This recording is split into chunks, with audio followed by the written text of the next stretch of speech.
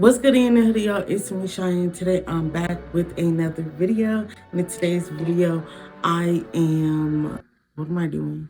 Talking about Bridgerton. Okay, so I know I haven't posted for a couple of weeks. If you keep up on them community posts, I'll usually like update you guys with just like little stuff, like if I'm gonna be late for a video, whatever the case may be. It was just a lot of stuff going on. It's not what y'all here for. Y'all not here for my life updates. Y'all are here to hear me talk about Bridgerton Part 2, okay? Watched it this past weekend. Well, the weekend before this video comes out, so a week ago, I watched it. Yeah, yeah. This is gonna be in the same exact format as the last video, so if you guys didn't see that last video, y'all probably won't know what I'm talking about. But just to start off, I want to say that I'm only gonna be touching on the main couple. I'm not gonna be touching on everybody until the summer. Until my review. In the summary, I'm gonna just talk about Colin, Penelope, Eloise, the swords, the main plot. Everybody else is gonna come in a review, whatever the case may be. So, that's that. Like I said, the reason why I'm doing this is just because I don't want to make an hour-long, 2-hour-long video, chit-chat and do extra stuff, okay? You feel me? So, yeah, we're only gonna be touching on that. So, without further ado, let's get straight to it. So part 2 starts off with Colin introducing Penelope to his family as his fiance, and Lady Whistledown announcing to society about their situation. Eloise is absolutely filled by hatred, obviously, about the situation. She goes to Cressida for some, debriefing, whatever the case may be.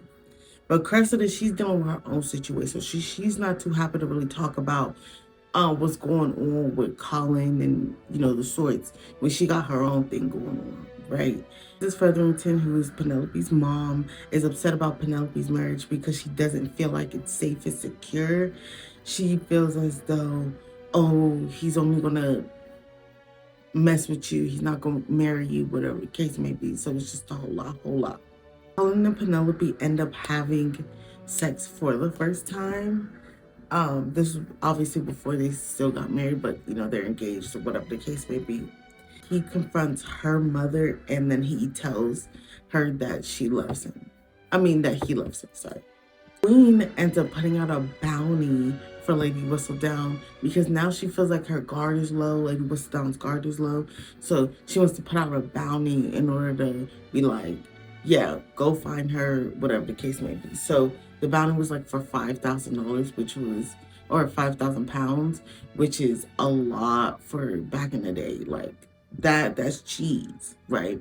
Because of all the talk and all the speculation and everyone, including Colin, trying to figure out who Lady Whistledown is, Penelope ends up having a panic attack at a Bridgerton party. At the same time, Cressida announces to everyone that she is Lady Whistledown. So Colin obviously becomes upset at Cressida. He believes that she's with Lady Whistledown. Now Cressida, she's going through her own mess, her own turmoils with taking that, position, right? Penelope is trying to figure out if she should tell Colin the truth or not about her truly being Lady Whistledown. Louise is putting in her input saying that it's better to kind of hide the truth because Colin is happy right now. Cressida went straight up to the Queen and said that she's Lady Whistledown so she can get that reward money. But the Queen said that she has to publish another issue in order to prove that she is the true Lady Whistledown. Penelope agrees to not tell Colin about her being Lady Whistledown, but she still wants to write, she still wants to publish, and she still wants to be Lady Whistledown. Cressida makes a big announcement at another ball that she is Lady Whistledown. Eloise and Penelope make plans to play the rumor that Cressida is really not her. Penelope's quest to turn in this last Lady Whistledown issue, Colin follows her, ultimately figuring out that she is the true Lady Whistledown. Cressida and Penelope release an issue on the same day, both claiming, Cressida claiming to be Lady Whistledown and Penelope still hiding her name. This leads to people immediately believing that Cressida was lying. the way that she written it, it just didn't make sense at all. Colin no longer has trust in Penelope. Penelope and Colin get into a big argument the night before their wedding, talking about Lady Whistledown and if Penelope still needed it. Ends with Penelope saying that she loves Colin and in a makeout session. They both get married the next day and have a good wedding. The Queen ruins the wedding before breakfast by infiltrating it and trying to figure out who Lady Whistledown is. Colin still tries to convince Penelope to give up Lady Whistledown, but Penelope will not give her up.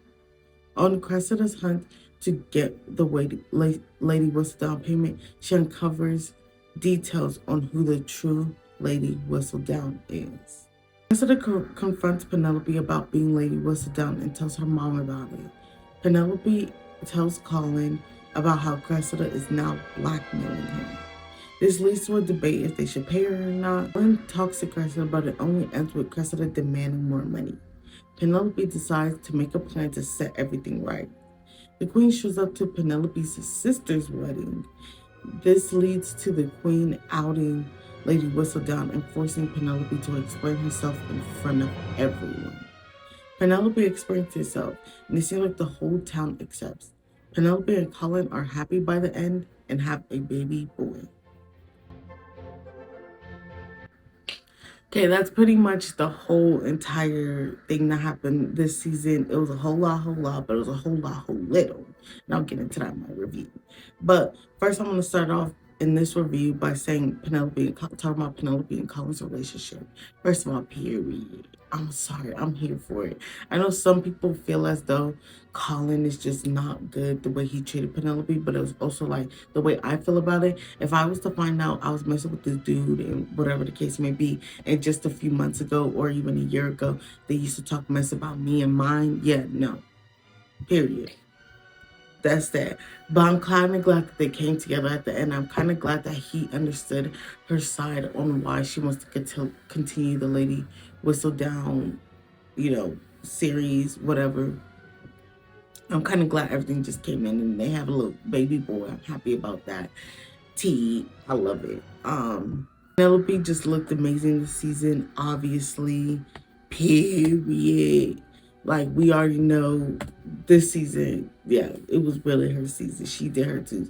Looking back at old pictures from previous seasons, they really did her dirty. I'm sorry, when it came to the wigs, when it came to the makeup, when it came to everything, they did her dirty, which is like a running thing that if the season's about you, they gonna make you look good. If it's not about you, you looking dead ugly. I didn't like that. Next I want to talk about is Penelope's sisters. I'm sorry, I was sad for their plot. This whole season, I was sad for their plot. Yes, I hated them the first 2 seasons, but then, I don't know, they're just so funny and so likable. And they kind of give, like, that comedic relief that you need when all this drama is going down. Speaking of drama, let's talk about another thing. One thing that I didn't like was the fact that I felt like that there was too much happening in such a short amount of time. What I feel like that they need to do is just add more episodes instead of trying to fit 10 different plot points into one singular day. Period. I don't like that at all. Period. Next, Eloise. I'm sorry. Y'all can never make me hate Eloise. Period. That's little cousin. No. Benedict. So he's supposed to be the main dude for the next one, right? Yeah, no.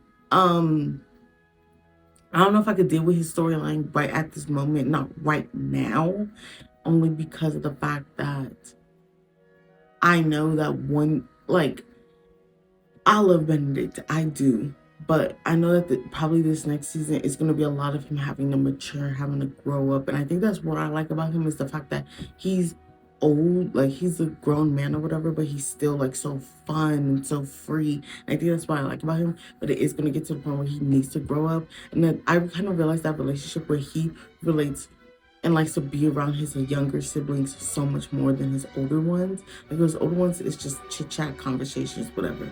But the younger ones, he actually gets to play, he has fun, you see him smiling, whatever the case may be. So yeah, and then his whole relationship thing with Lady Tilly Arnold. God, I don't like. I can already tell, like, he's not the real type to want to settle down. I wanted him to get with a guy so bad, but the way that it's looking, we don't even know. I kind of threw me off was the fact that I don't know if it was supposed to be shocking or like they tried to make it a shock point for us to see Benedict be with a guy this past part. But I was like, we already seen him in season 1 dilly dally with men, so I don't like, okay, like it wasn't a shocking point. It didn't shock me. Next, let's talk about Francesca because this right. No, period. I don't make me like John just for him to get killed in 2 business days, and then her get with his cousin who's now a girl, and she was, she next. No, but seriously, I want to see Francesca with old girl. I think that would be cute. If their relationship do play out in a certain way, I need to see how they interact with each other, whatever the case may be, before I really say my twos. But don't make me like John. That's where they messed me up at. Why make me love John? No. Marcus Anderson and Lady Bridgerton. I completely forgot. I don't remember the storyline. I already said it in part 1. I still haven't done my research since part 2. I don't know their history. All I know is that this season they've been flirting a lot. If they get together, cool. I think they cool with each other. I do understand the whole Lady Danbury thing. They quarrels, they beef, whatever. So yeah, I don't know. I'm sad for them. That's really it. It's the black couple. I love them yet again. That's all I have to say. I love them. Mr. Mondridge and his wife, period. I'm here for them. Lady Whistledown. The only thing I want to say about this right now is that I still kind of wish that, because, okay, so just thinking about how many seasons is left, right?